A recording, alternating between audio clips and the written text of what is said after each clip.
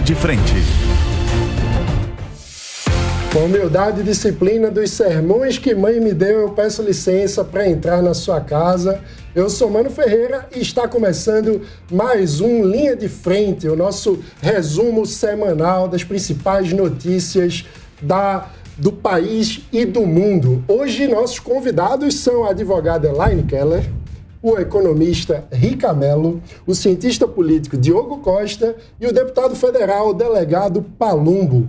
Muito obrigado a vocês por estarem aqui. Vamos fazer uma conversa muito informativa para a nossa audiência. Muito obrigado, sobretudo, a você que nos acompanha aqui na Jovem Pan, 80 anos de tradição. Espero poder, nesse programa, honrar essa tradição tão bela do jornalismo independente da Jovem Pan. E vamos começar a conversa com um tema importante. A Câmara dos Deputados aprovou nesta semana o projeto do arcabouço fiscal e, com isso, colocou fim ao antigo teto de gastos. A proposta já havia sido aprovada pela Casa em primeiro turno e retornou para a análise dos deputados após mudanças feitas pelos senadores. O texto segue agora para a sanção do presidente Lula. Na votação da proposta, foi retirado o item defendido pelo governo, que abriria até 40 bilhões de reais para gastos extras em 2024. A medida foi introduzida pelo Senado, mas não foi aceita pelos deputados, com a justificativa de que poderia ser incluída na Lei de Diretrizes Orçamentárias, a LDO. De acordo com o presidente da Câmara, Arthur Lira, a Casa afirmou o compromisso de repor as despesas condicionadas na LDO de 2024. Vamos acompanhar. Da questão da mudança do cálculo do IPCA, não houve um convencimento de que seria necessário constar num projeto de lei complementar. E o compromisso ficou em repor a tal da emenda condicionada na LDO para o orçamento de 24, por causa da deflação que contaria negativo para esta conta. Então isso ficou resolvido, não há nenhum prejuízo da diferença do arcabouço para a LDO. Vamos lá, o arcabouço é importante para a gente dar alguma previsibilidade de que o governo brasileiro vai ser capaz de pagar as suas contas, mas queria começar pedindo para o nosso economista aqui da mesa comentar qual a sua avaliação sobre este projeto de arcabouço fiscal que foi aprovado em comparação com o teto de gastos que estava em vigor até então. Perfeito. Olha, eu gosto da ideia de ter um arcabouço fiscal, porque se a gente olhar a ideia do teto de gastos, acabou sendo... A gente não utilizou o teto de gastos durante muitos anos, ou pelo menos os governos não conseguiram, os orçamentos não conseguiram ter gastos que estavam dentro do teto de gastos.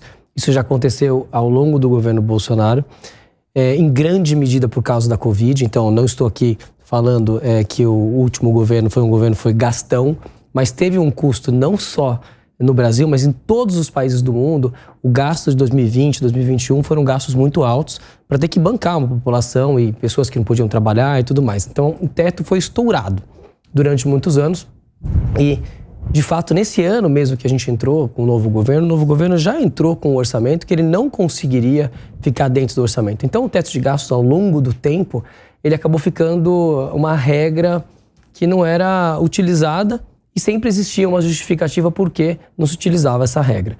Então, se pensou aí numa regra diferente, nesse arcabouço fiscal, de maneira que os gastos só podem subir de acordo com as receitas que o governo vai começar a ter.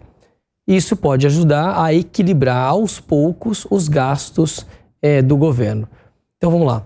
Então, evidentemente, o arcabouço fiscal passou agora, né, nas duas casas, voltou e passou novamente, porque o governo teve esse apoio, porque aos poucos teve muitas emendas, o governo gastou muito dinheiro, na verdade, inclusive que vai atrapalhar o teto de gastos, para conseguir fazer com que essa matéria passasse, mas de fato, ao longo dos próximos anos, entendo que é uma maneira mais inteligente de se controlar os gastos que o país tem. Então vamos ver o que vai acontecer agora os próximos anos para entender se a gente vai conseguir, se o governo vai conseguir de fato agora ficar dentro das regras. Ou seja, o teto foi sendo furado a cada ano, então acabou tendo uma pingueira, essa pingueira inundou a casa, as pessoas disseram, não dá para confiar mais nesse teto, precisamos de outro teto aqui para poder botar ordem na casa.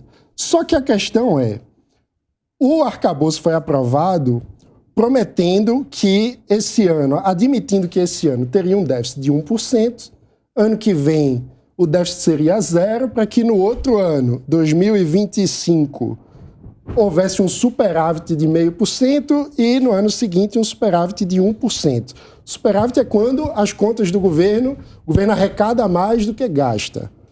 Só que, quando a gente olha a estimativa de gasto, que seria de 1% para esse ano, agora o governo já está falando em 1,4%, ou seja, 145 bilhões de gastos a mais do que o arrecadado. Aí a dúvida que surge é, será que com a nova regra, se o governo não conseguir puxar o freio de mão nos gastos, não vai acabar furando o teto, trazendo a goteira de novo, do mesmo jeito? Olha, mano, sinceramente eu tenho a mesma preocupação e entendo o ponto e concordo que esse é o ponto principal. Não adianta você ter uma lei que depois você acaba furando a lei e todos os anos você acaba ficando exatamente como você comentou, cada vez pior. Isso aqui é muito ruim para o país como um todo, porque as instituições financeiras, os investidores, eles estão olhando sobre uma regra que o país tem, uma regra que o executivo tem que cumprir. Se ele não consegue cumprir, qual é a seriedade que esse país tem? E se ele não cumpre, quais são as justificativas que ele tem que dar para que isso aconteça? Então, de fato, a regra de reduzindo esse déficit que nós temos para se tornar um superávit, a gente só vai conseguir entender verdadeiramente se essa lei, se essa nova maneira é boa daqui a 1 ou 2 anos. Agora, resta acho que uma dúvida e a gente tem que acompanhar o que vai acontecer com os gastos do governo para entender se ele vai conseguir equilibrar os gastos em relação à receita. O governo tem feito muito esforço para que isso aconteça, mas também tem gasto muito dinheiro e muito dinheiro nas emendas, como eu estava comentando, que vão atrapalhar muito para que ele consiga ficar dentro das regras que ele estabeleceu. Então, o governo tem que ser muito sério daqui para frente para continuar, para ganhar o mercado, né? E mostrar para o mercado que, de fato, ele vai estar de acordo com as regras que ele próprio discutiu, cozinhou, colocou na panela e colocou para o Congresso e para o Senado votar. Então, eu quero ver isso em 2023, 2024, especialmente no próximo ano, para entender se esse governo é um governo sério ou se é um governo que, na verdade, está só inventando uma lei para novamente acontecer o que aconteceu em alguns anos, que é furar essa lei. Elaine, quando a gente fala no Brasil sobre lei, sobre regra, parece sempre que tem regra que pega e tem regra que não pega. E, no fim, a grande desconfiança sobre o arcabouço é essa. A regra vai pegar, e aí, geralmente, quando a gente pensa em o que é que faz uma regra pegar ou não, a gente pensa nas possíveis punições em caso de descumprimento. Você acha que o arcabouço legal, que envolve as leis de responsabilidade fiscal, a disciplina fiscal do governo, são capazes de ampliar a credibilidade ou, no fim das contas, não dá para confiar no governo? Então, mano, tem um lado positivo e tem um lado negativo nessa questão do arcabouço e do teto de gastos. É bem sabido que o teto realmente nunca foi uma métrica que foi bem direcionada e que os governos, desde a sua criação, conseguiram cumprir, né? E aí a gente vem com o arcabouço fiscal que, desde a sua concepção, trouxe aí para a figura do Fernando Haddad mais confiança, né? A gente sabe que Fernando Haddad é um ministro bastante técnico, ele iniciou o seu governo sem muita credibilidade do mercado financeiro e com o arcabouço fiscal a gente vê aí o mercado sinalizando positivamente, né? Então, para a figura de Fernando Haddad, a credibilidade ao ministro da Fazenda foi muito importante. Por outro lado, a gente tem que lembrar que o governo vem aí falando de uma série de despesas e a gente não vê, né, o contraponto, ou seja, como é que ele pretende aumentar a arrecadação. Um desses gastos que me preocupa é justamente a volta do PAC. né? O PAC já se mostrou uma política pública bastante duvidosa, né? Ela já foi alvo de muitas críticas. Quando você tem ali o PAC 1 e 2, você tem muitas obras inacabadas, muitas licitações ainda duvidosas sendo investigadas, né? Então foram 2 programas ali que sofreram muitas críticas e todas elas com muito fundamento.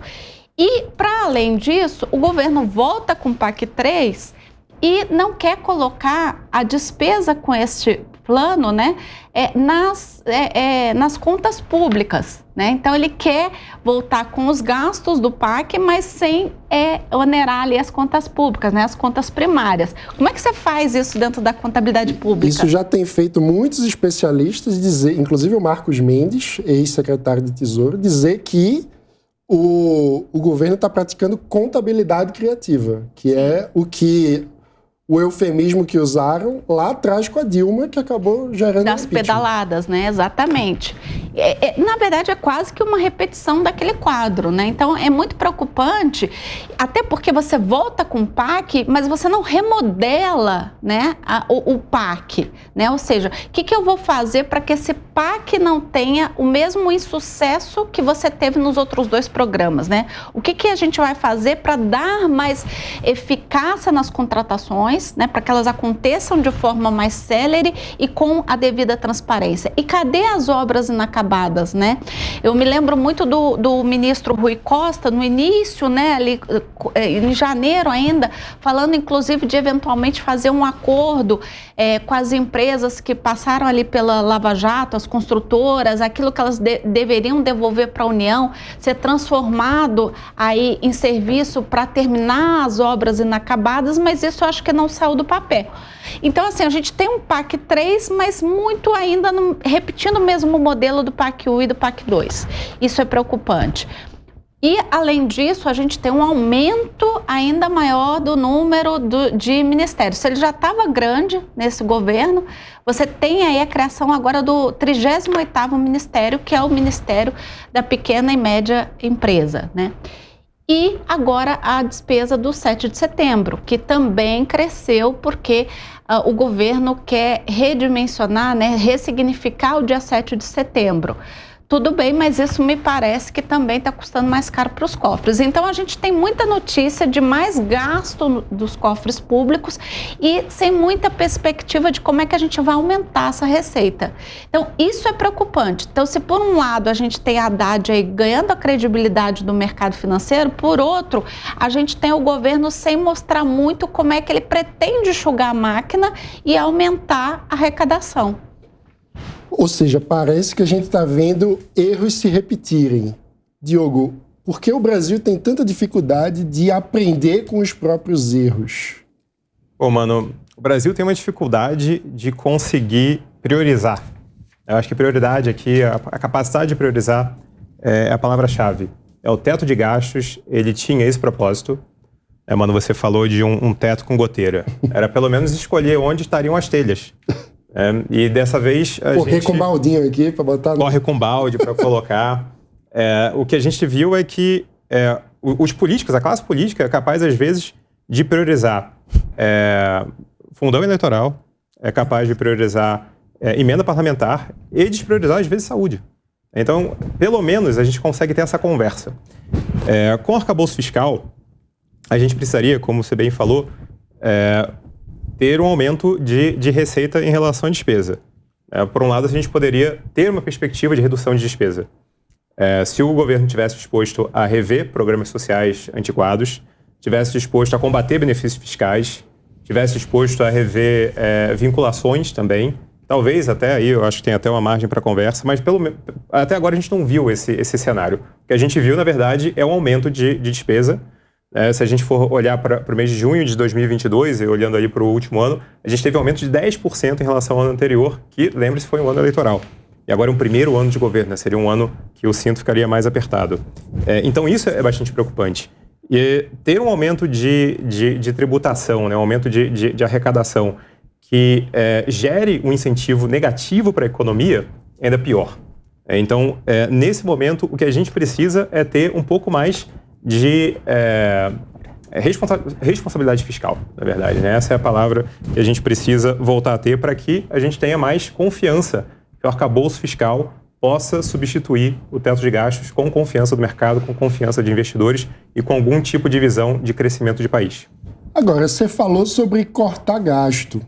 A gente critica o governo, mas também, delegado Palumbo, o Congresso não fica feliz quando o governo fala de cortar despesa de fato, né? Ou seja, todo mundo critica as emendas, mas chegar no Congresso e dizer vou cortar a emenda, como é que seria a recepção lá? Aí o Lula cai. Para cortar, o Lula cai? Cai. Porque quem manda nesse país aqui, eu estou falando há muito tempo isso, não é nem a direita, nem a esquerda, nem o governo federal, é o centrão. Se ele cortar as emendas, vai cair. É triste, né? Porque a gente vê um Congresso, triste falar isso, faminto por emendas, né? Deputados, senadores, que não estão preocupados com o povo, como o Diogo mesmo falou, né? Enquanto eles estão preocupados com emendas, mais gastos com coisas supérfluas que não vai ajudar em nada o povo, porque é sem requisito nenhum o gasto dessas emendas. Não tem um estudo, olha, vamos mandar para tal lugar porque precisa. Não, o que o deputado vai fazer? Ele vai mandar para um prefeito amigo que vai favorecer ele futuramente. A grande verdade é essa. Enquanto isso, na saúde, por exemplo, eu recebo lá no meu gabinete dezenas de pessoas, terça, quartas e quintas-feiras, clamando por um pouco de emenda para atender crianças com câncer. Só que isso talvez não vire voto na cabeça desses deputados. Então eles preferem investir em infraestrutura, ajudando o prefeito que futuramente vai ajudar ele na sua reeleição. Isso vira um ciclo vicioso. É triste saber que o SUS tem mais de 1 milhão de pessoas esperando por uma cirurgia, por um atendimento. E que a nossa ministra da Saúde, lamentavelmente, ela baixa uma resolução falando de aborto, de ideologia de hormonização para adolescentes com mais de 14 anos e não está preocupada com as pessoas que estão literalmente morrendo nas filas dos hospitais. Eu posso usar um exemplo aqui de São Paulo, que eu ando pelas periferias. Se nós formos agora no Hospital Geral de Taipas, São Miguel Paulista, se nós formos agora no Grajaú, na UPA do Jaçanã, vai ter uma família lá esperando horas e horas e horas por atendimento. Não consegue, as pessoas estão morrendo. Enquanto isso, nós temos esse Congresso faminto. Esse arcabouço fiscal aqui, para mim, é uma arapuca, porque a conta vai vir. É um governo gastão que quer se manter no poder através do centrão. Porque se ele perder o centrão, muito provavelmente ele cairá. E quem está quietinho lá, sem falar absolutamente nada? O senhor vice-presidente da República, o Geraldo Alckmin, está quietinho. Uma hora, essa torneira que está jorrando emenda vai secar. E aí a gente vai estar diante de uma tragédia. Ou então essa bomba vai explodir, porque infelizmente, um governo gastão, que inclusive quer mandar dinheiro para fora do país, enquanto a sua população aqui, inclusive na cidade de São Paulo, passa literalmente fome e revira lixo para comer. Então, tem que ter responsabilidade fiscal, mas esse governo não tem, lamentavelmente. A Elaine pediu. Delegado, assim, a gente sabe que há muitas décadas quem governa é o centrão, não é neste governo, né? E não é governo de esquerda ou de direita. O centrão é sempre aquele que governa, né? O centrão é meio geni, né? Todo mundo reclama, mas chega no governo e todo mundo pega. Exatamente. Joga pedra, mas tá lá a geni, né? Só que o que a gente via há tempos atrás era o centrão negociando cargos, né? A gente via ali uma corrida por cargos de primeiro e segundo escalão. Agora, o que me chama a atenção é o disparate de emendas parlamentares, né? A gente teve agora um recorde 11,8 bilhões. Quase 12 bilhões de emendas parlamentares. E aí eu fico me perguntando, será que isso tem a ver aí com a liderança da Câmara, com o Arthur Lira? Porque nunca antes nesse país, né, vou usar até a frase aqui de Lula, né, mas nunca antes nesse país a gente viu um centrão tão faminto. O senhor concorda? Eu concordo, isso é triste mesmo. Por isso que ele precisou criar mais ministérios. Isso é tão claro quanto a luz solar. Já vamos para 38, daqui a pouco é 39, daqui a pouco é 40. Ele precisa acomodar os amigos dos amigos. Não é amigo de nada, eles são amigos do poder, são amigos das emendas, são amigos do que o governo pode oferecer para eles. Eles não estão preocupados com o povo brasileiro. Ele se preocupa, ele finge que se preocupa com o povo brasileiro às vésperas das eleições. Porque é isso, essas emendas nada mais é do que reverter votos para eles no futuro. Tem políticos ali, a maioria deles são verdadeiros feudos, né? Pega os municípios, ficam jogando emenda, e o prefeito se sente na obrigação de trabalhar para esse deputado, para esse senador, quando chega às vésperas das eleições. E isso é muito triste, porque enquanto isso, você pode olhar agora. Se vocês começarem a reparar nas cidades, eu não sei se vocês viajam pelo Brasil afora, pelas cidades, a maioria das cidades está com asfalto bonitinho.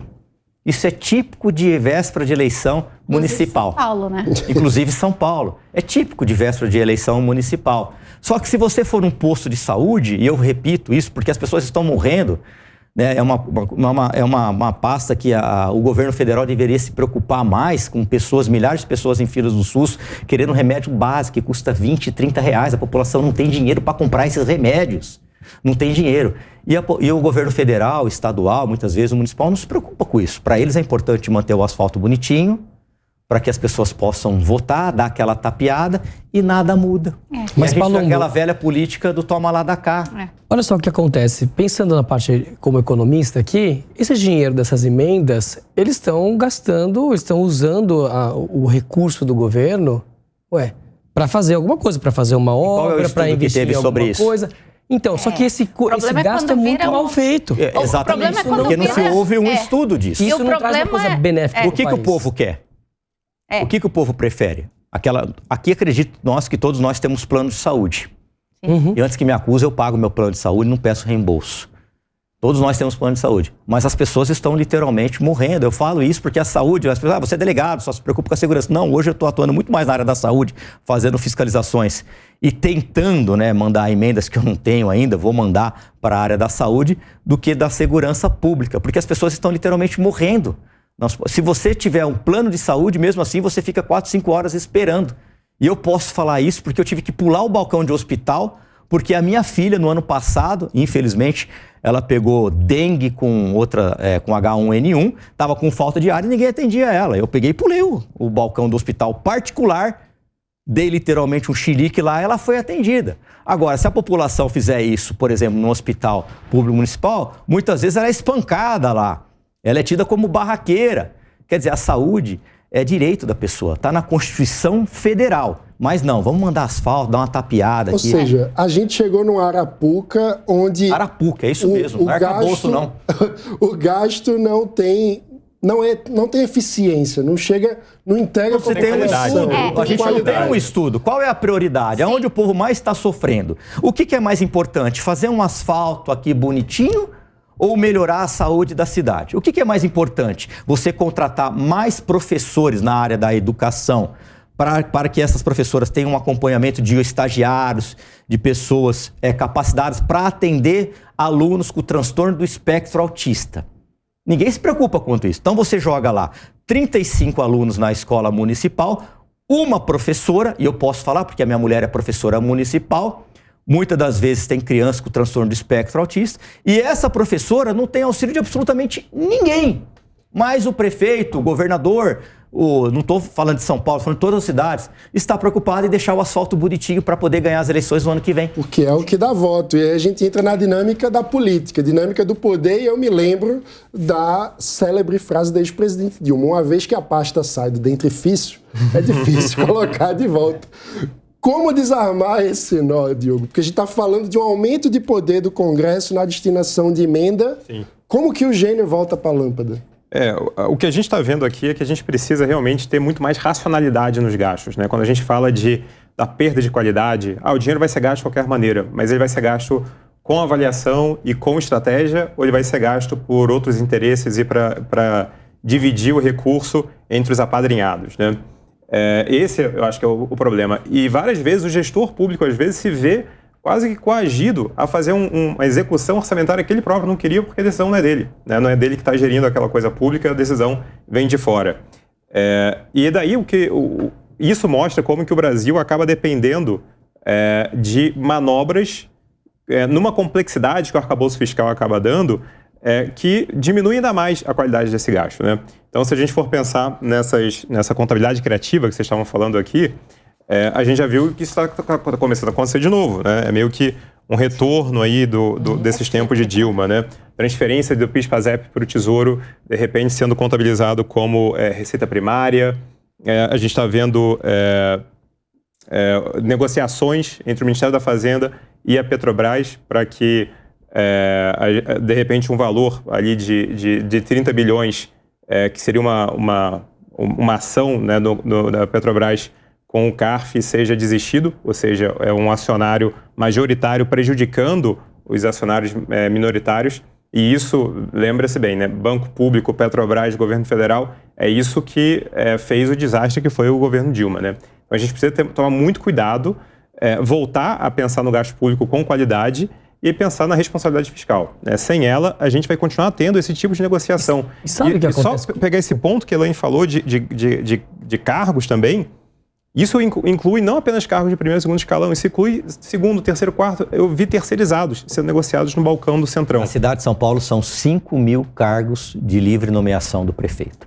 Terceirizados chegam a 30 mil, só na cidade de São Paulo. A consequência disso, econômica, é que como o gasto não é muito bem feito, a educação não vai bem, a saúde não vai bem, esse país acaba não conseguindo crescer lá na frente. E a gente reclama há décadas que o Brasil não cresce, que é o Brasil do futuro. É o Brasil do futuro, na verdade não é do futuro. Futuro, né? Que nunca chega. Não vai chegar nunca, porque o meu gasto é muito ruim nesse momento. Eu faço algumas obras que, na verdade, não trazem a possibilidade desse país crescer, não fazem a possibilidade que essa população tenha uma condição de entregar mais, de produzir mais, não invisto em como aumentar a produtividade, então o país nunca cresce. Então eu fico sempre com aquele crescimento medíocre, então a minha receita nunca cresce, a minha despesa cresce o tempo todo e cada vez mais com essa nova maneira de você ganhar o Congresso e o Senado entregando emenda. Então o que acontece com o arcabouço fiscal lá no futuro? Tenho muito medo que ele acabe não funcionando, porque se a receita não cresce, como que essas despesas vão ser pagas?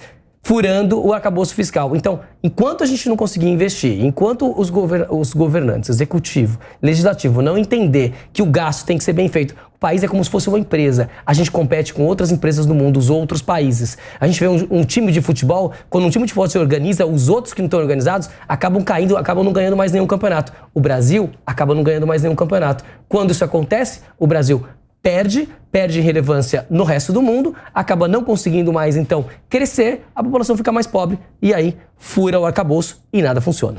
Mas, ao mesmo tempo, a Câmara aprovou a medida provisória que reajustou o salário mínimo. A produtividade não aumentou, mas o salário mínimo foi para R$ 1.320 neste ano, o que estabelece também uma nova política de valorização anual, além de corrigir a tabela do imposto de renda de pessoa física. A taxação de investimentos de pessoas físicas pelas offshores foi retirada do texto por meio da aprovação de um destaque, após um acordo entre o governo e o Congresso. O texto agora segue para apreciação do Senado. Durante a sessão, o líder do PL na Câmara, deputado Altineu Cortes, apresentou um destaque para acabar com a correção do imposto de renda, mas depois recuou. Com isso, o deputado José Guimarães, líder do governo, foi ao plenário reforçar a necessidade de manter a correção da tabela do imposto de renda no texto. E o governo federal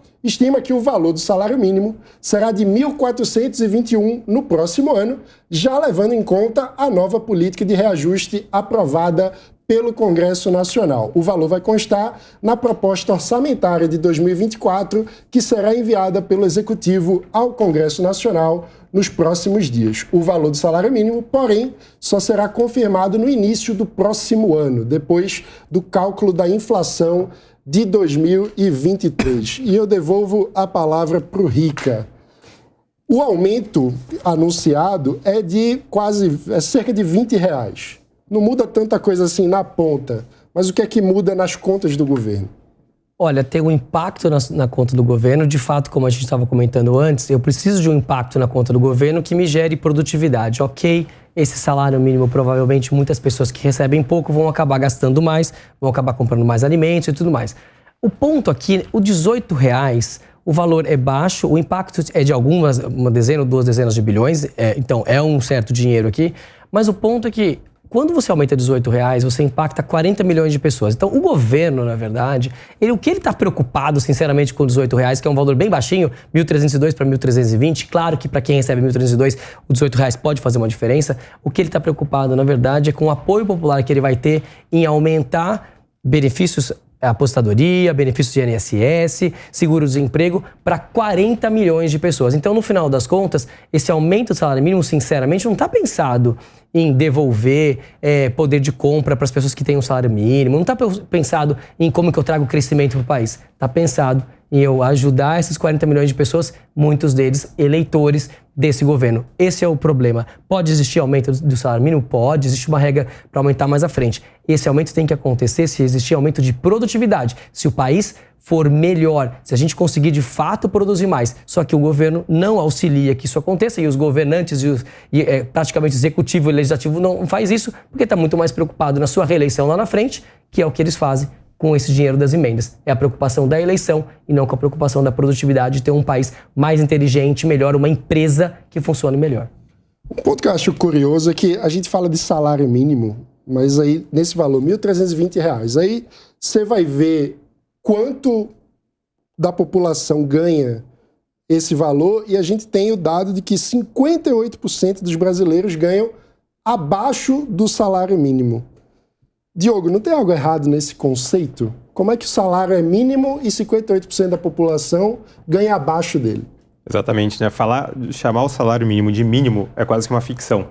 Eu acho que a grande prioridade deveria ser como que a gente consegue tirar 1/3 da população brasileira dos porões ali do pré-capitalismo para conseguir trazer a formalidade. Ou seja, a elevação da renda dos brasileiros se consegue com produtividade, com crescimento e, é claro, também com transferências bem feitas. Quando a gente simplesmente fala do salário mínimo, a gente não está falando de uma grande política contra a pobreza do Brasil, né? A gente está falando de uma política que fala apenas com o Brasil formal. Mas todo o Brasil informal fica fora dessa política, fica fora, na verdade, desse alcance do governo. Então, a grande prioridade deve ser não apenas olhar para o salário mínimo, e como a gente falou, né, o ideal é que o salário mínimo ele fosse ali no preço de mercado dele, mas para além da gente falar dos impactos nas contas públicas que isso vai ter, pensando principalmente nos impactos previdenciários, o grande ponto é as pessoas que ficam debaixo desse salário, que na verdade o Brasil não consegue trazê-las para a formalidade. Então, se a gente quiser falar de desigualdade e pobreza, a gente tem que olhar exatamente para esse 1/3 que está abaixo do salário mínimo. Mas quando a gente pensa na dinâmica lá na Câmara, todo mundo vota a favor do aumento do salário mínimo. Não tem como você votar contra um aumento do salário mínimo, né? Isso seria inviável. Mesmo porque pode se considerar também um suicídio político votar contra o aumento do salário mínimo. Mas a gente volta naquele mesmo problema do começo do programa. A gente tem um governo extremamente gastão, que não está preocupado em gerar mais emprego, fazer a economia crescer, ele está preocupado em se manter no poder através do Centrão. Então lá jorra dinheiro para ele o tempo todo, jorra sem investimento nenhum, sem compromisso nenhum com quem realmente está precisando. Então para a gente aqui que nós vivemos numa bolha, né, da classe média alta, eu sou classe média, por exemplo, pode ser que R$18 não significa nada, mas para aquela pessoa que está lá na periferia, não digo de São Paulo, mas de outras cidades aí, Brasil afora, R$18 talvez seja a feira que ele vai fazer ali para alimentar a sua família. E aí, Elaine, R$18? Bom, gente, a gente tem que lembrar que esse é um governo que trabalha em pautas sociais. E o salário mínimo é uma pauta social. Então, natural que o governo se preocupe com a questão do salário mínimo, né? Agora, a questão da informalidade, né, do emprego informal é grave no Brasil e isso já é histórico, né? E o salário mínimo, ele pauta, assim, por exemplo, o Bolsa Família, que é um programa assistencialista que já se provou muito eficiente para divisão ali, para distribuição de renda. Então, o salário mínimo tem, sim, a sua importância, né? Agora, o que a gente tem que se preocupar é o poder de compra desse salário mínimo, que é muito baixo, muito baixo. Eu acho que a gente está num dos piores cenários históricos aí de poder de compra de um salário mínimo no Brasil, né? Tá aqui os meus colegas que podem reiterar o que eu estou falando. Isso a gente tem que se preocupar. Agora, o impacto que vai ter, só me preocupa um pouco essa questão de, é engraçado que quando é para o bolso do pobre, tem que ter regra. Então, assim, não, para aumentar o salário mínimo tem que aumentar a produtividade. E para aumentar a emenda parlamentar? Né? E para gastar 12 bilhões com emendas parlamentares? Qual é a regra? O que a gente tem que ter antes para que isso aconteça? Não Eu te tem falo regra. qual que é a regra. A regra é você votar a favor do governo. Aí você vai ter a emenda que você quiser. Mas olha... Essa é a regra. Mas isso não é só para o governo Lula, foi o que eu já pautei aqui no início. Não, isso aí não serve só para governo. Serve para governadores e serve para prefeitos. Como disse Isso serve para governadores e serve para prefeitos. Exato. Então, assim, a gente tem um problema que se chama Congresso. Né? Com todo o respeito, é Congresso que cada vez mais vem mostrando aí a sua força, né? E o seu poder de barganha. E o povo, aí na hora de aumentar o salário mínimo, não, nós não temos aumento de produtividade, como é que nós vamos aumentar o salário mínimo? Tá, e teve aumento de produtividade para aumentar as emendas parlamentares? Por que Elaine, é dois pesos, duas medidas? Todas as vezes que se despeja emenda, é inversa de votação. Só o pobre paga? Não, o salário mínimo é importante, me preocupa o poder de compra dele que está baixíssimo, né? E ele é importante sim como métrica, né? A questão da informalidade é uma outra situação que a gente tem que discutir, mas para quem está no emprego formal, para quem recebe ajuda assistencial do governo, é uma métrica importante e a gente precisa entender quando é que o poder de compra do salário mínimo vai aumentar, né? E quando é que a gente vai ter a transferência eficiente do dinheiro público para o povo, literalmente. Porque não é só aquilo que nos Estados Unidos a gente chama de return in votes. Mas, Elaine, tem projetos de lei justamente para barrar isso daí. Mas será que é interesse da maioria dos deputados e do governo? Porque ele vai perder o poder de barganha. A população tem Se ele perder esse poder de barganha, a população tem que fiscalizar o seu político. Exatamente. Principalmente na hora do voto. Hoje o voto é público.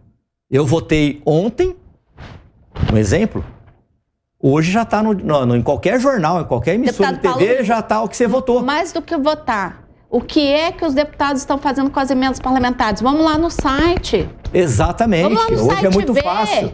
Hoje é muito fácil você analisar o que ele está fazendo. É muito fácil você fiscalizar. Só que a maioria das pessoas não fiscaliza absolutamente nada. Não, a maioria das pessoas... Não lembra nem quem votou. Não, a maioria das pessoas não sabe nem o que faz um deputado, não sabe a diferença de um deputado estadual, federal, não sabe os poderes de um vereador. Né? Para muitas pessoas, o vereador serve para pagar a churrascada, dar a cesta básica e arrumar um empreguinho. Né? Então fica aquela velha política que não muda nunca.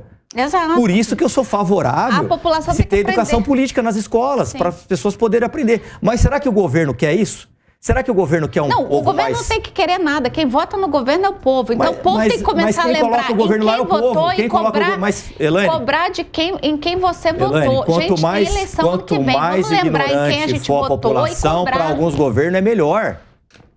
Porque aí ele vai conseguir comprar aquele voto. Eu estou sentindo que Diogo e Rica também querem entrar na conversa. Eu queria, na verdade, discordar um pouquinho da Elaine. Claro. Quando você fala que o salário mínimo é uma política social. Porque a pobreza do Brasil está tão embaixo do salário mínimo que eu acho que o salário mínimo é mais pensado como uma política previdenciária do que uma política social. E o salário mínimo de verdade do Brasil são os auxílios. O salário mínimo de verdade é o Bolsa Família. Esse realmente é o piso da população. É os R$600, na verdade, é diferente. É os R$600. E aí tem um detalhe, eu quando comecei a falar, eu não sou contra o aumento do salário mínimo. O salário mínimo, de fato, é depauperado. Nós que vivemos aqui, nós estamos em São Paulo. Nós estamos numa bolha. Nós estamos em São Paulo. Com R$1.300 em São Paulo, tu não vive. Você vai viver mal, mas tão mal, sendo muito sincero. E eu falo isso com pena, porque tem muitas pessoas que vivem com isso, que trabalham para ganhar esse dinheiro. É um valor absurdo. Qualquer salário em São Paulo que fosse menos que R$2.000 e poucos, R$3.000, é muito pouco. Então, eu, evidentemente, sou muito a favor de que o salário mínimo aumente. E não que o salário mínimo aumente, mas que o salário de toda a população possa aumentar. O salário mínimo, de fato, ele é o que determina as aposentadorias, o INSS, o seguro-desemprego, uma série de fatores. O que a gente precisa é que esses salários sejam maiores. Não é as pessoas vivendo com R$600, que é, sinceramente, não estou dizendo que é uma esmola, mas é um dinheiro tão pequeno. Vá até um supermercado e coloque R$600 para você ver se você alimenta uma família com 4 pessoas durante um mês. Você não alimenta nem durante uma semana. com R$600. Então, é um absurdo o valor do salário mínimo, tem que aumentar muito, tem que existir regras, de fato, para que ele vá aumentando muito mais do que a inflação ao longo dos anos, só que o governo tem que auxiliar real, né? a que a gente consiga ter um país mais rico, porque o nosso país é pobre. Nosso salário mínimo é baixo porque é um país pobre, e esse país só vai se tornar rico quando, de fato, nós fizermos o investimento correto com o dinheiro que a gente tem. Tem muito dinheiro de imposto, são trilhões que a gente paga de imposto todos os anos, mas esse dinheiro é muito mal administrado, é muito mal utilizado pelo governo, então, pelo executivo e pelas votações legislativas, então a gente não consegue crescer esse país nunca. Então a gente não consegue crescer nunca, então o país vai ficando cada vez mais pobre. O salário mínimo era muito maior antigamente em dólares e até por quanto ele conseguia comprar. O poder de compra dele, né? Era maior antigamente. E isso foi sendo depauperado.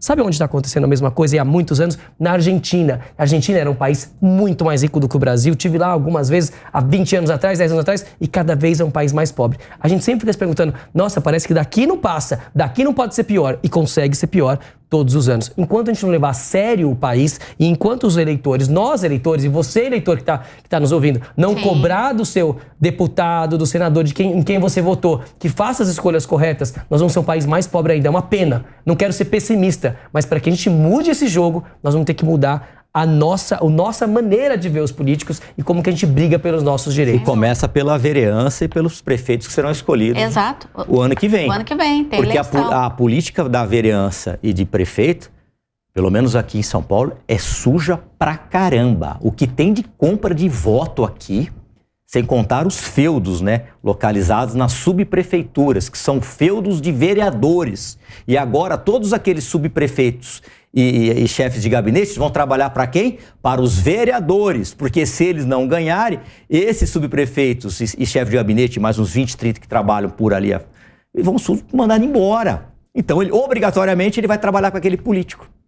A minha questão sobre o salário mínimo é que se a gente sobe na caneta sem ter condição, como tem os gastos da Previdência atrelados, isso quer dizer mais gasto do governo, que no fim das contas, com desequilíbrio, quer dizer mais inflação e, portanto, menos poder de compra para o mais pobre. Então, enfim, às vezes a coisa sai pela culatra. A emenda parlamentar de 12 bilhões não pressiona a inflação. E o aumento da salário... Pois é muito pior. Então, assim, sabe dois pesos, duas medidas. Aí, quando a gente vai falar de aumento do salário mínimo, não, pressiona a Previdência e aí a gente vai ter uma pressão na inflação. Como é que breca isso? E a emenda parlamentar passa batido nessa história? E sabe o que pressiona? E vai ter mais, viu? É só ter mais alguma votação importante que eles vão despejar a emenda. E sabe o que pressiona os gastos do governo ainda mais? Os salários do setor público. Por isso, vamos falar sobre uma das notícias da semana. O presidente da Câmara dos Deputados, Arthur Lira, voltou a defender uma reforma administrativa e a pedir que o governo federal não abandone o tema. Segundo Lira, a proposta está pronta para ser votada pelo plenário da Casa, mesmo que não seja uma bandeira defendida pelo atual governo. Lira reafirmou a necessidade de discutir esse assunto para garantir um país mais justo com controle das despesas públicas. Vai sobrar pro coitadinho. Sério. Quero ver mexer no salário de juiz, de promotor, de desembargador. Quero ver mexer em salário de deputado. Vai sobrar sempre pro coitadinho. Eu vou fazer que nem a Glória Pires. Eu prefiro não opinar. E aí, Henrique, o quanto precisamos ou não de uma reforma administrativa? Olha, a gente não precisa. A gente urge que exista uma reforma administrativa. E é engraçado que, de fato, não seja um tema tão relevante, tão importante, que o governo não está se mobilizando para isso, né? Então a gente se mobiliza para alguns outros temas, a reforma administrativa que pode cortar de fato o gasto, né, real ali de todos os poderes, esse tipo de coisa aqui, isso aqui não tem interesse. Então, na hora que de fato a gente reclama dos 15 bilhões que a gente vai gastar a mais com o salário mínimo, a gente reclama, eu como economista fico preocupado com as contas públicas que vai acontecer com a inflação, mas na hora que a gente pode reduzir não 15 bilhões, mas provavelmente, sinceramente, a gente está falando de centenas de bilhões de reais que a gente pode reduzir se a gente consegue cortar altos salários, se a gente consegue pensar na administração pública em todos os cargos que existem, porque é um custo absurdo. O que o Brasil gasta de custeio da máquina é um valor estrondoso. Como a gente não olha para isso, a gente fica reclamando dessas receitas, desse despesa a mais que a gente entrega para a população para tentar dar uma qualidade de vida um pouco melhor para ela. Então, esse, na verdade, é o ponto principal. Reforma administrativa é uma coisa que faz muito tempo que tem que ser feito. Isso vai ajudar o país. Isso certamente ajuda a inflação ser mais baixa. Isso ajuda a juros ser mais baixos. Isso ajuda o país ser visto lá fora como um país sério. E isso ajudaria muito o governo a mostrar que também é um governo sério, que é um governo comprometido com seus gastos. Não é isso que o governo está falando? Quero reduzir gastos, quero aumentar a receita, quero ter um valor maior para conseguir fazer PAC, como que ele quer fazer, quero conseguir fazer mais transferências de renda para a população que não tem como ganhar esse dinheiro, então ajudo também uma parte da população. O governo só faz isso se ele conseguir reduzir custo e aumentar a receita, mas não é a discussão do momento, né?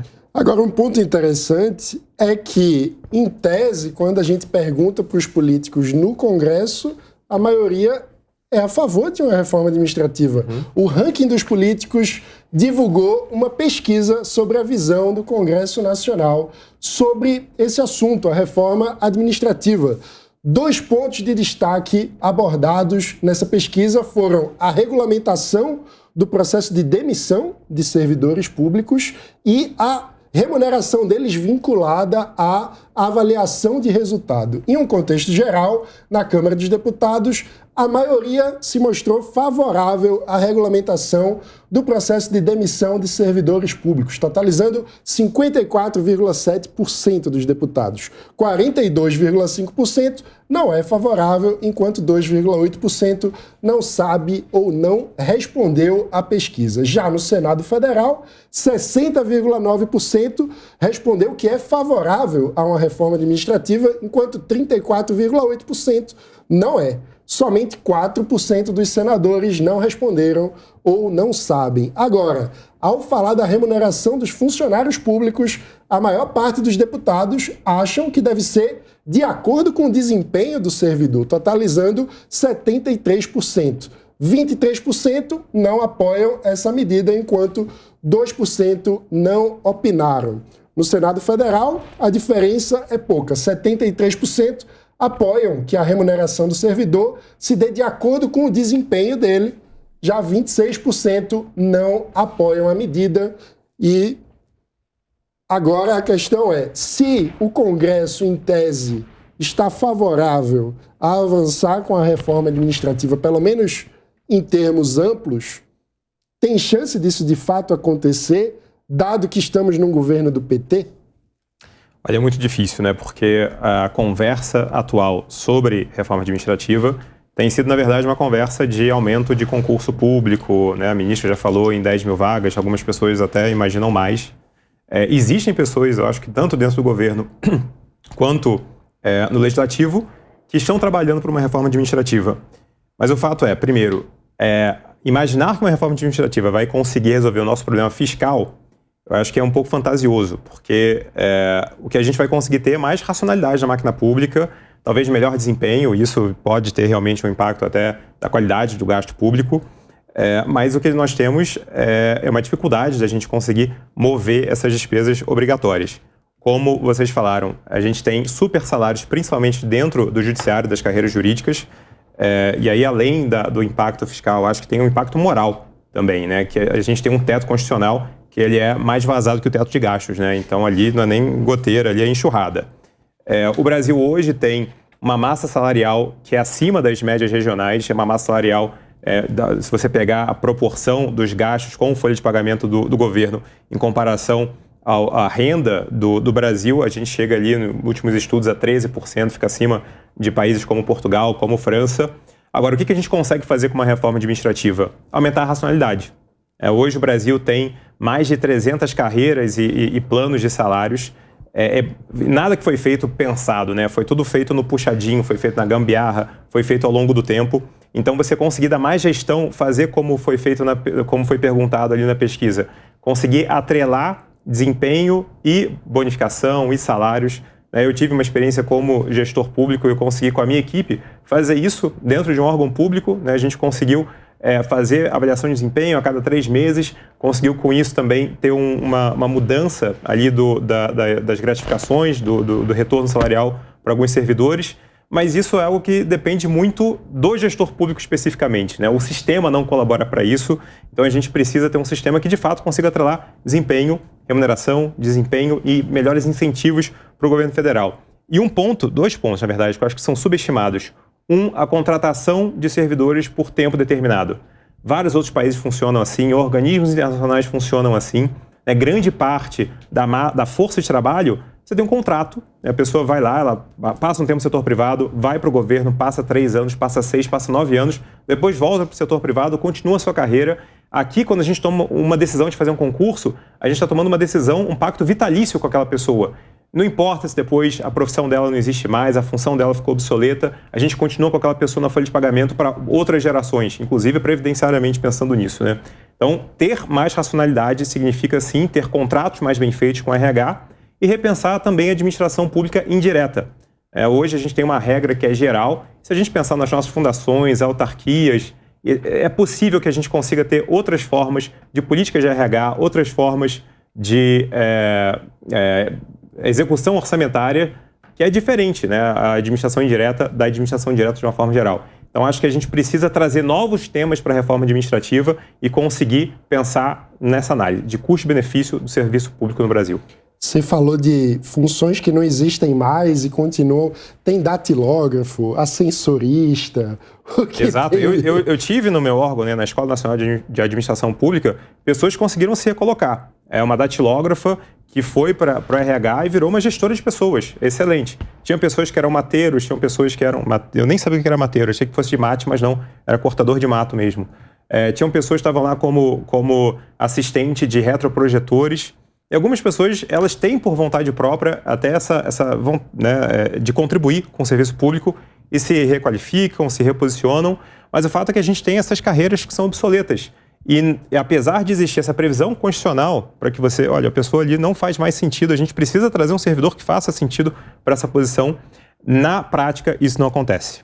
Agora, quando a gente fala de reforma administrativa, para ter um senso de justiça, tem que incluir os grandes, como estava dizendo o delegado Palumbo.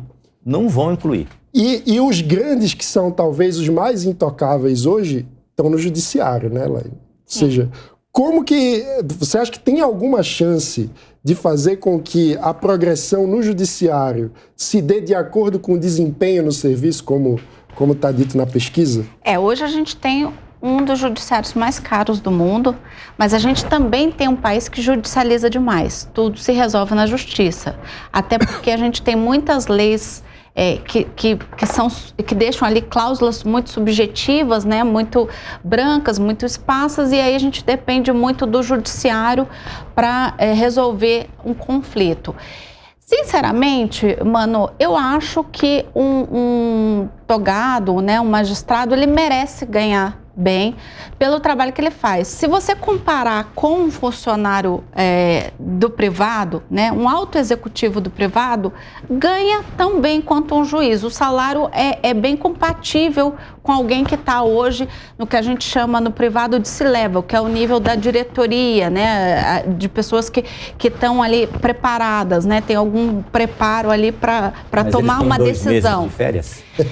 Vamos lá, vamos por partes. Vocês recebem outros 10, 20, 30 salários ao ano? Não, 1 milhão de férias? Bônus sim, né? As empresas privadas... Salário de 40 mil que vão a 400 mil. 1 milhão de férias? Peraí. Bônus por desempenho, né? Não penduricalho, né? Assim, exatamente. Recebem, né? Eu já trabalhei na iniciativa privada e eu tinha alguns benefícios em razão da minha função, né? Então, eu não questiono os ganhos financeiros, o pecuniário, né? O que eu acho que a gente tem aí como buraco negro primeiro para ser resolvido é justamente essa questão do governo, do Estado ser engessado para contratação de pessoas mais técnicas, né?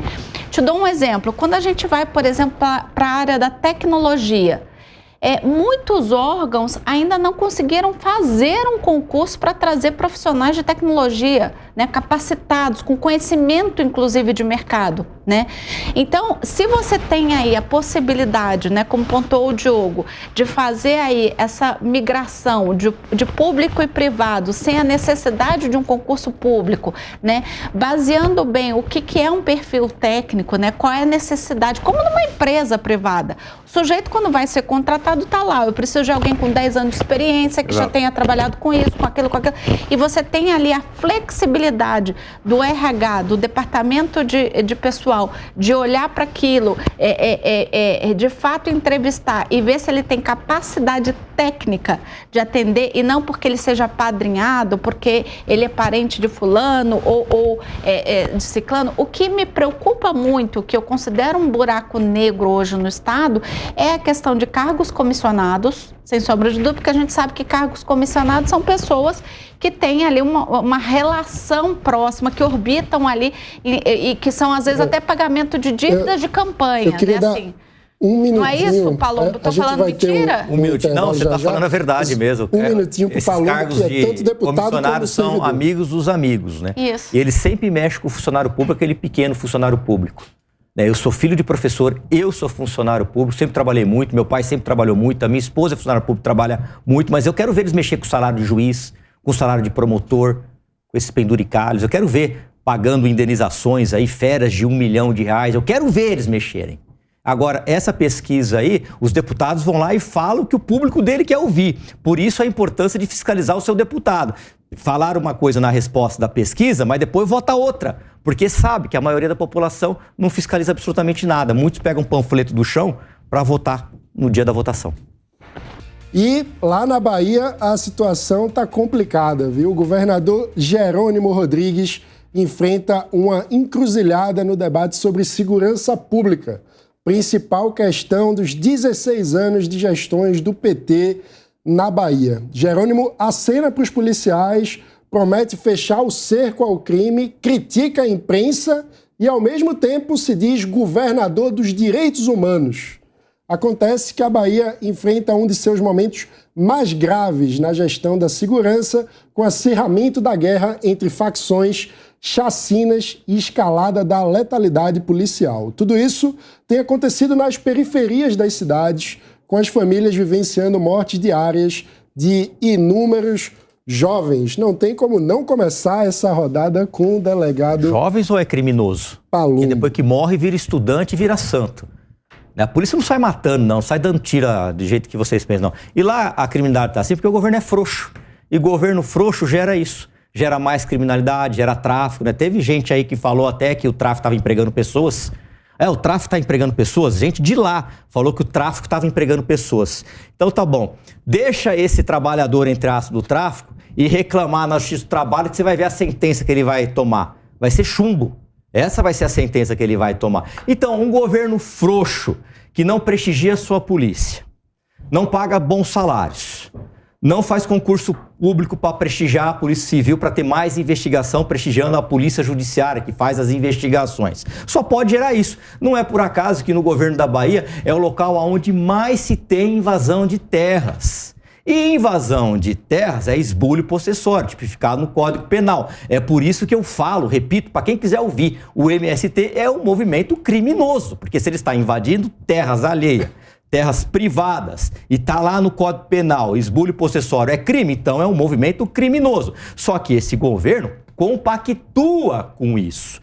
Compactua. Então é lógico que a criminalidade vai desandar, vai subir assustadoramente. Aí quando a polícia vai num qualquer lugar, é recebido a tiros, não dá para atacar flores, não. A vida do policial não é videogame, aperta aqui, sai outro policial, sai outro delegado Palumbo e continua a vida. Então tem que parar com essa hipocrisia aí. Eu passei 20 anos na polícia, 18 em grupos de operações especiais. Já troquei tiro com bandido armado de fuzil. Eu nunca tirei ninguém desarmado. Só que eu não sou pago para morrer. Se um bandido aponta uma arma para mim, eu não vou dar tiro na perna, no braço, não. Eu vou dar logo na fuça para acabar logo com ele, porque eu tenho filhos que dependem de mim. Tenho esposa, tenho pai, tenho mãe e não sou pago para morrer. Então o governo está lá, esse governo está lá passando essa crise por culpa deles. A culpa é tão somente deles, que é um governo frouxo, é um governo omisso, que está muito mais preocupado com direitos humanos, que só defende bandido, do que com seus policiais, com a população do bem.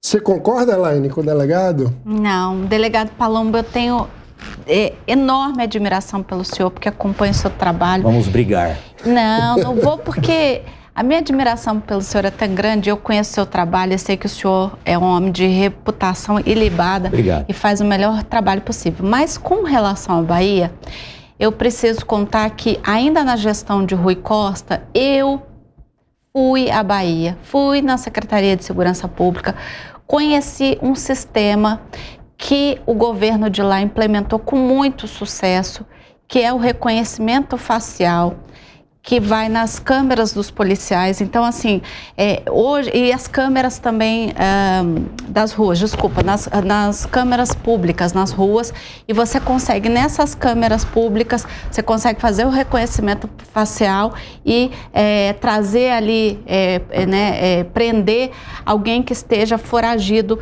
da justiça. Isso é, assim, um programa inovador da Bahia, eu acompanhei, ele foi feito com a maior seriedade, está sendo ampliado. E por que é tão grande os índices criminais lá? Um dos maiores do país. Aqui, em São José dos Campos, o prefeito, ele fez a mesma coisa. E o índice lá é baixíssimo. Por quê? Porque nós temos um prefeito que se preocupa com o cidadão do bem, um governador que não é frouxo, que não fica preocupado com direitos humanos, e lá só está aumentando. Vamos lá.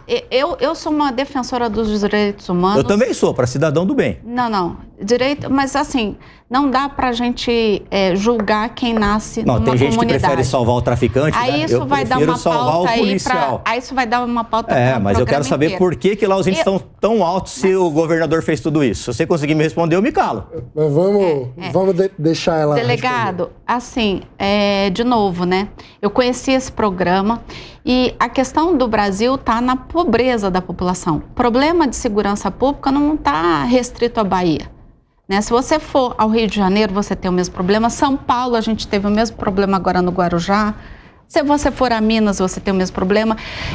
Rio Grande do Sul sofreu esse mesmo problema. A gente teve esse problema no Ceará. Nós estamos falando do Brasil, né? E, para além disso, a gente está falando de um país que a gente tem um problema muito grande das organizações criminosas.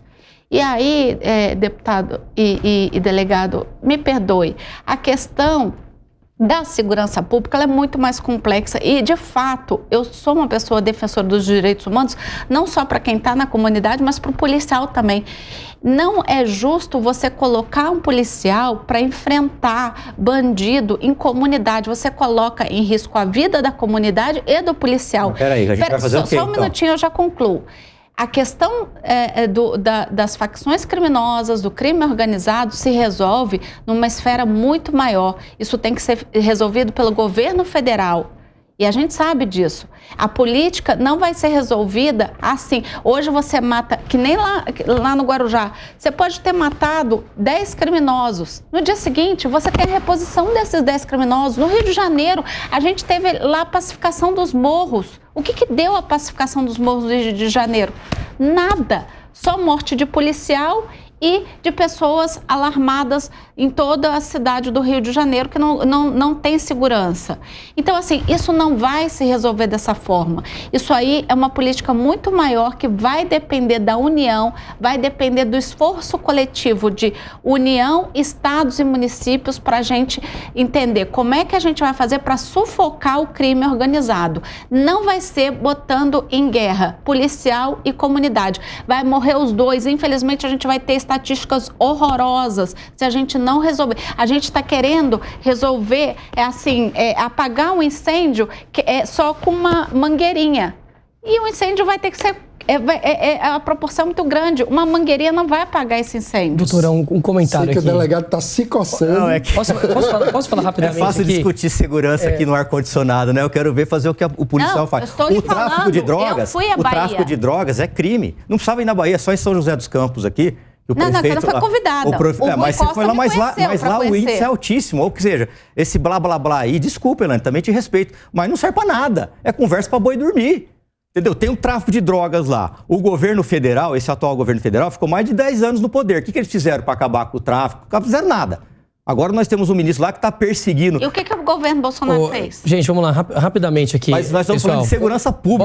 Mas a segurança pública passa pela União. Mas pera um pouquinho, pelo menos o governo Bolsonaro estava fez o quê? Armou a população. Não. Calma. E o seu governo está fazendo o quê?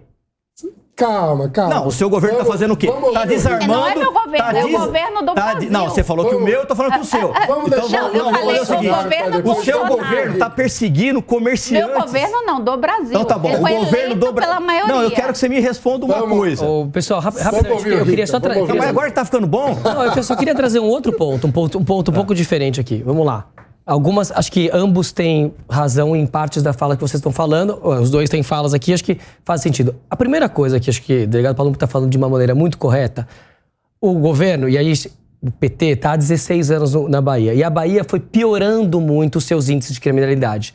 A gente está falando que o Brasil é um país pobre. E você estava comentando de fato, doutor, aqui, quanto mais pobre é esse país, mais difícil é para a segurança pública, porque essa população empobrecida, evidentemente, fica mais violenta. Tá olhando lá o cara com o tênis todo bonito, tem uma vida super bacana, porque eu também não posso ter. O que aconteceu nos últimos 16 anos? A Bahia empobreceu e muito. Então, o que aconteceu com os resultados, provavelmente ali da segurança na Bahia? Pioraram muito. Então, acho que se tem um ponto aqui, eu não estou entrando... É verdade, delegado, eu concordo contigo. Mas qual é o governo de lá? Não, então, eu não vou entrar no ponto. É que isso também acontece em outros estados. Também aqui na Bahia. Aqui na Bahia, isso foi mais categórico. É o país, é o estado onde mais morrem pessoas com crimes de muita violência. Também agora, acho que o estado, se eu não me engano, é o país onde é o estado onde os policiais mais acabaram matando pessoas, né, no confronto aí com a bandidagem, e provavelmente de vez em quando acontece de outras pessoas que eram inocentes acabam pagando o pato. Isso é péssimo para o Estado e péssimo para o país, mas é um Estado que empobreceu. E esse empobrecimento tem a ver, certamente, com o governo desse Estado dos últimos 16 anos. Então, se tem um ponto que eu concordo aqui com o Palumbo, esse governo, ou 16 anos, foram empobrecendo. É pobre o Estado de O São Paulo? Estado de São Paulo se deu... Eu respondo para você. Melhorou muito. Eu vou responder para você.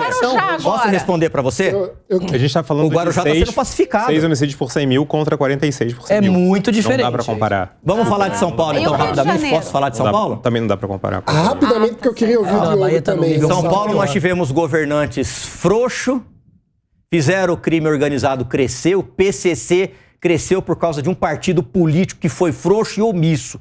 Agora, nós temos um governador que está sendo firme.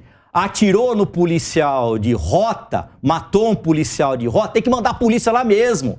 E o bandido que atira na polícia tem mais é que tomar um tiro e você tá no colo do capeta. É isso. E parar com esse blá, blá, blá. Vamos entrar com uma estrutura. Vamos entrar com flores. Entra com flores lá que vocês vão ver o que acontece. Não, ninguém mandou entrar com flores. Não, mas você tá falando uma coisa e você não me respondeu a minha pergunta. Até agora você não respondeu. Se esse governo lá da Bahia, segundo você, é tão bom, por que os índices não abaixam? Mas vamos das flores para a política pública. Queria ouvir a opinião do Diogo sobre esse tema. Pois é, a gente está falando muito sobre policiamento, a gente tem que falar também sobre governança. A Elaine trouxe o exemplo da pacificação do Rio e falou, olha, foi um fracasso. E de fato, né, ao longo do tempo foi, mas por um momento não foi. Porque a gente conseguiu ter, pelo menos por algum tempo, uma governança, e é uma governança das forças de segurança do alto relevo das cidades brasileiras, que é onde o governo não chega. Se o governo não chega, o que acontece? O tráfico começa a substituir o governo. O que a gente viu na Bahia é que o tráfico estava oferecendo serviço público, estava vendendo conexão de internet. Uhum. Ou seja, o que falta ali é governo, o que falta ali é governança, onde hoje não tem. É claro que isso é piorado por causa do que a gente faz com a proibição das drogas, que você está empoderando o traficante. É claro que isso é piorado com a falta de oportunidades econômicas, como o Rica bem falou, em que você coloca ali a pessoa sem muita chance de conseguir sair daquela comunidade. Então, tudo isso piora. Mas isso começa com governança e com você conectar essas pessoas a um sistema produtivo, que é o resto da economia brasileira. Sim. A gente olha para fora... falando de política federal. Então, a gente olha para fora, a gente vê a crise dos imigrantes, que são cidadãos, imigrantes ilegais nos países ricos. A gente trata os nossos pobres como cidadãos ilegais também. A gente não dá nenhum direito para que eles façam parte, né, do setor produtivo brasileiro. Então você joga essas pessoas sem governo, sem oportunidade econômica, e você empodera o crime. Onde o Estado não entra, o tráfico toma conta. Poderoso. Direitos humanos, de fato, é um ponto importante. A gente tem que respeitar os direitos humanos. Tem um ponto muito importante de direitos humanos, porém, a gente Vamos lá, não adianta também. Claro que direitos humanos é pra todo mundo. Vamos lá, vamos ser sinceros. A gente tem que tomar cuidado. Mas entre um bandido a gente não sabe. Algumas pessoas. Entre um bandido e um policial. A gente não tem certeza. A gente tem que tomar, a gente tem que tomar muito cuidado. Né? Sem nenhuma chance. Porém, mas essa conversa só não. Eu nasci numa família que me deu condições de estudar, de me formar, de ter educação básica, de ter saúde. E o sujeito que nasce lá na comunidade. Tudo bem, mas ainda assim, ele não tem direito de matar, o direito de ir lá e traficar. Não né? é que ele vai traficar. Então, o problema é que onde não entra o Estado, entra. O senhor acabou de falar isso. Entra. Exatamente. Eu vim de uma família que não sei se você conhece, moradores de Perus. Extremamente pobre. Não sei se vocês conhecem aqui, mas extremamente pobre. A minha mãe trabalha desde os 8 anos de idade. Eu não virei bandido. A maioria da população que mora em favela são pessoas do bem, dominada pelo tráfico. Quase todo mundo, na verdade. Quase 99,9% de pessoas que moram em comunidade são pessoas do bem. Os meus votos são de periferia. Eu sempre falei isso e repito. Só que eles são refém do tráfico de drogas. E quando você visitou a Bahia, o estado, provavelmente era o atual ministro, que era o governador. Sim. Foi ele mesmo que falou aquela bobagem, né? Que o tráfico emprega muita gente. Parece que foi ele mesmo, né? Emprega muita gente, sim, pro mal, pra fazer maldade. Porque vai você lá reclamar, você que é trabalhador do tráfico, reclamar do patrão, você morre. Vai reclamar que você não recebeu os seus fundos de garantia, você morre. Morrem cedo. As pessoas que vão pro crime morrem cedo. Mas a gente tem que resolver. É um problema social. É um problema social, mas lá está se arrastando há muitos anos. Mas a gente tem que não enfrentar melhora. Isso com direitos humanos e não matando. Direitos humanos. Mas que matando? Como assim matando? Você está acusando a polícia? Não. Você tem prova? Não. Se você tiver prova, eu me calo. Não, você está falando matando, não. O traficante aponta uma arma para a polícia, eu vou fazer o quê? Eu vou sair correndo? Eu vou chamar minha mãe? Eu vou enfiar bala nele também, ué. Mas não é assim que a gente vai resolver. Mas pera um pouquinho, eu tô no patrulhamento, eu tô me falando como policial, eu tô no patrulhamento. O cara aponta uma arma pra mim. Vou falar, pera um pouquinho, direitos humanos, eu posso atirar nele? Não, pelo amor de Deus. Mas posso falar, tem um ponto. O número de pessoas que morrem nesses estados e que morrem no Brasil, a gente vê, são números maiores do que países que estão em guerra. Quanto que o tráfico mata? Não, eu não tô dizendo que o culpado é a polícia. Mas o tráfico é muito maior, doutor Paulo. É a gente ter deixado a permissividade de ter um país calibre. O problema é que a gente tem um país que a gente teve uma permissividade ao longo dos últimos 20, 30, 40 anos, que de fato essas facções criminosas cresceram muito. Elas cresceram muito porque o Estado não teve naquele lugar. Porque o Estado não investiu da maneira correta em educação, em saúde, não investiu direito na população. Então, sempre que a gente fala, sempre acaba caindo na economia. É a emenda, todos esses gastos errados fazem com que essa população, a gente não consiga fazer com que boa parte dessas pessoas que tinham 6, 8, 10 anos de idade não tomassem as melhores escolhas, que é estudar, ver que o lado do estudo é isso que vai trazer de fato uma vida melhor para essa pessoa, é isso que vai trazer inclusive mais anos de vida para ele e para a família dele. Não, o Estado deixou ao léu uma boa parte da população e essa parte da população que vai pro crime, desculpa, não é boazinha não, ela tem essa escolha, ela tem a escolha de para onde vai. Livre-arbítrio. O problema é que esse livre-arbítrio, o Estado, quando ele não opera direito com as pessoas, quando ele não dá essa educação, quando ele não dá as condições, ele dá um pouco mais de espaço para isso acontecer. Então é um país muito mais criminalizado do que era há alguns anos, do que era algumas décadas. A gente vê, nossos pais falam isso, né? Eu vejo agora na Bahia que as facções criminosas estão indo pro interior, para cidades pequenas. Isso também não existia. É cada vez pior. E aí eu vejo o lado da polícia, de fato, eu entendo que o cara também não vai ficar esperando. Eu não tô dizendo que tá correto matar uma pessoa, não é isso o ponto, mas o ponto é, entendo também um desespero do agente de segurança. A polícia só cuida com os efeitos da omissão do Estado. Mas como é a polícia, ela não é causadora da violência.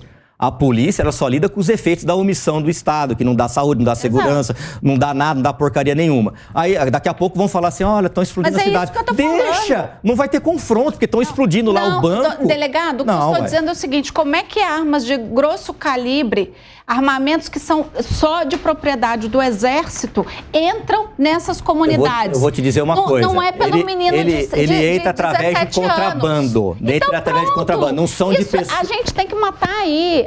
Mas aí a gente tem que falar pro ministro da Justiça cuidar disso, e não ficar perseguindo o CAC, e não ficar perseguindo o clube de tiro. Não, aí já é outro... porque em vez dele se preocupar com esse contrabando, ele tá se preocupando em perseguir CAC. Agora, tem um dado que a gente está esquecendo aqui. De 2018 a 2022, a taxa de homicídios no Brasil caiu e atingiu o seu menor nível da série histórica em 2022. Então, alguma coisa foi feita também nos últimos anos. Câmeras nos uniformes, humanização da polícia. Olha, não sei exatamente. Mas quem falou pra você que foi isso? De onde você tirou isso? O problema é que a gente não tem a avaliação. Pelo amor de Deus, você tá lendo As câmeras dos uniformes tem várias matérias que eu mostram. acompanho porque eu trabalho com direitos humanos. Deixa eu falar. Tem vários benefícios, isso é um só que a gente não faz avaliação decente do que realmente reduziu. Eu acho que por muito tempo as pessoas ficaram falando que era só demografia. Não, o Brasil está ficando mais velho e isso está levando à redução. A gente está vendo que não é só demografia. Tem que colocar a câmera nos políticos. Coloca a câmera nos políticos. Quem mais faz maldade nesse país aqui chama-se político. A câmera é uma proteção pro policial também. Mas olha só, não é só a câmera. Quando eu falo de direitos humanos, é para os dois. Depende. Você sabe Depende de como que é julgado, depende de como é visto isso depois. Esse é o problema, Grupos de operações especiais não tem que ter câmera com monitoramento por gente que não faz parte do grupo. Já está errado isso aí. Gente, eu não consegue monitorar. De causa. Você não pode colocar uma câmera na rota e tem sei lá quem visualizando essas imagens, ouvindo a conversa. Eu participei de troca de tiro, Elaine, com bandidos armados de fuzil. Isso aí, desculpa, mas não é pra qualquer um, não, viu? Muitos aqui usam fralda. Eu mesmo. Muitos aqui usam fralda. Então, esse discurso é muito bonito. Esse eu já tô de fralda agora. Não, é muito bonito esse discurso. Eu também. Só que pra gente se comunicar, a gente usava grupo de WhatsApp. A gente não falava no rádio da polícia. A gente fazia grupos de WhatsApp para ficar aquela conversa. Ia 15, 16 policiais da Divisão de Operações Especiais, ia enfrentar o bandido que estava explodindo uma cidade, a gente se comunicava pelo grupo, com medo dessas informações vazarem. Aí vocês colocam uma câmera com monitoramento online, sabe-se lá quem está ouvindo essa conversa, sabe como que ele vai interpretar essa conversa. Pelo amor de Deus, é só no Brasil mesmo, o país do mimimi. Agora estão falando lá do Guarujá. O governador Tarcísio, ele foi extremamente corajoso, ele fez o que tinha que fazer mesmo. Vai lá no Guarujá, a população está aplaudindo a polícia, está aplaudindo. Se 16 bandidos atiraram na polícia, eles têm mais que sentar no colo do capeta. Se fosse 200, seria 200, se fosse 300, seria 300. Paciência, a opção é dele. A opção é dele. Agora, ficar acusando a polícia de que mata, prova que mata. Agora, vamos ouvir o Diogo, que eu sei que ele anotou várias coisas aí sobre a redução dos homicídios. O que é que a gente pode aprender desse período? Não, primeiro que eu acho que a gente não aprendeu o suficiente. Eu acho que algumas explicações que não conseguem explicar exatamente essa complexidade começaram a ser muito facilmente aceitas. E agora que a gente vê um aumento em algumas taxas de criminalidade, pelo menos parciais, a gente precisa entender o que foi feito nos últimos anos. Eu acho que um ponto que está sendo ignorado até nessa discussão é a gestão de presídios. A gente está vendo esses homicídios na Bahia entre grandes grupos, grandes facções do crime organizado, que são gerenciados várias vezes de dentro da prisão. Exato. Ou tem a expectativa de passar pela prisão. Então, a prisão tem uma governança também do tráfico. O que a gente fez que melhorou também um pouco a gestão dos presídios nos últimos anos e o que agora está piorando?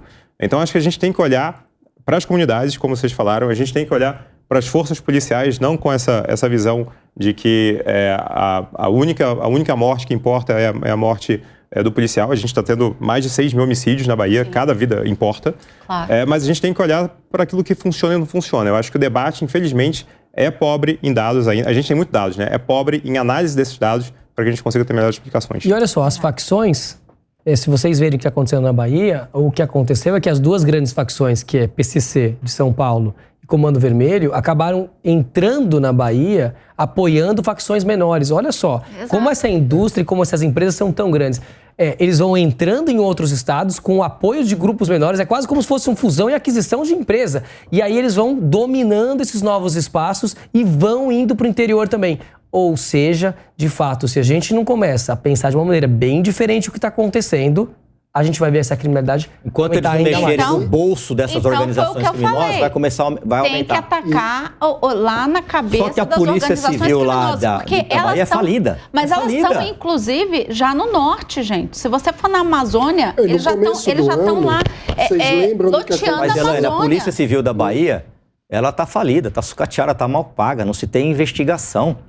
Você tem que mexer com o dinheiro da facção criminosa, porque é só assim você começa a desestruturar. Agora, culpar aquele policial que está tomando tiro, está tomando chumbo e falar que ele... Ninguém culpou que policial. Não, a maioria de vocês culpa os policiais. Eu não culpei. A maioria de vocês culpa os policiais. O senhor está tirando essa interpretação do senhor, porque eu não disse isso. Um ponto que eu queria... Você está falando que a polícia não pode entrar lá atirando, não pode falar? Você falou que não pode? Eu disse que direitos humanos são para os dois. Eu vou entrar com um copinho desse. O senhor quer água, traficante? Não tem nem que ir, porque... Como não tem que ir?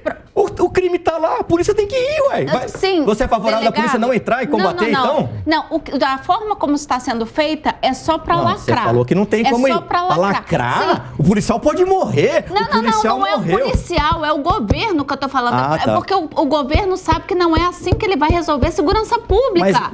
O Guarujá, o senhor acha que vai viver paz e amor agora, para sempre? Porque matou 16 pessoas? Eu não sei se vai ver paz e amor, mas a polícia lá dominando o ambiente, não deixando mais ter o tráfico de drogas. Dominar. Não sei. Vai virar as costas e o que acabou. Tem que fazer então? Deixar o tráfico correr solto? Não tem saúde. Tem que deixar o tráfico correr solto, então? Tem que não deixar. Você falou que não pode entrar. Não tem que deixar as facções. Você é favorável? Você é favorável da polícia entrar no morro, ou não? Eu sou a favor do governo entrar. O governo se faz pela polícia. Não. O governo se faz por. Mas a polícia não pode entrar, então? Políticas públicas, saúde, educação. A polícia pode entrar ou não pode? E eu sou a favor de enriquecer o país para que a gente não precisasse nem ter uma discussão tão grande, porque aí é um país mais rico, aí com menos criminalidade, com menos confrontos entre policiais e bandidos, com menos morte, pobre, e tá todo mundo feliz. da pobreza, sabe quanto tempo isso fome. leva? Isso demora 20 a 30 anos para fazer. Só que a gente, como acha que demora 20 anos para resolver, você fala, então eu não começo a resolver nunca. E aí vai acontecer daqui a 10 anos, vai faltar 20 anos para resolver ainda. E aí já se passaram 30 anos. O problema do nosso país é que a gente, todos os temas mais difíceis, muito difíceis, a gente acaba não tentando ter uma solução agora. Afinal, nem vai estar no meu governo mesmo, vai demorar 4, 8, 12, 16 anos, eu não começo a resolver um problema mais difícil. E esse problema só vai se perpetuando e vai piorando. Esse problema, a gente já discutiu isso em 1990. E a gente continuou discutindo em 2000, e depois em 2010, e depois em 2020. E o problema é cada vez maior enquanto a gente não começar a resolver Deixa eu lhe esse problema. falar. Eu tenho uma amiga que perdeu o marido na polícia do Rio de Janeiro. Ele estava em cima de uma comunidade no helicóptero. E com uma arma de grosso calibre conseguiram acertar ele no helicóptero. Ele deixou uma família, ele deixou filhos. Não é justo nem com a polícia, nem com as pessoas da comunidade. Mas você é favorável da polícia não entrar lá, então? O que faz, então? Não. Vai fazer... Não, você falou que não pode entrar. Delegado Palumbo, eu sou a favor dos direitos humanos para policiais e para a comunidade. Tá tendo um crime. O governo sabe que o crime não combate assim. Mas tem um tráfico de drogas. Já lhe expliquei. O tráfico de drogas está lá. E depois do tráfico, eles começam a vir aquele velho, novo cangaço, explodindo a cidade, explodindo um banco. E aí, não vamos, porque vai ter o confronto. Sabe como é que faz? Não deixa a arma chegar lá. Como é que a arma chega lá? A gente como é que a arma chega lá? Por contrabando. Por contrabando. Chega por contrabando. E agora é responsabilidade do senhor Flávio Dino. Ué. Ele que tem que não deixar a arma chegar lá e não ficar perseguindo o CAC. Só que isso não começou em janeiro. A gente tem um problema de segurança pública de muitos anos. Inclusive, esse governo que está aí ficou 14, 16 anos. Ninguém resolveu. Está maravilhosa e quente, mas as coisas acabam. O nosso tempo acabou. Eu vou precisar agradecer a presença de vocês, agradecer, sobretudo, a nossa audiência da Jovem Pan, 80 anos de tradição. Muito obrigado a todos. Até a próxima. Jovem Pan, jornalismo independente. Linha de frente. A opinião dos nossos comentaristas não reflete necessariamente a opinião do Grupo Jovem Pan de Comunicação. Realização Jovem Pan News.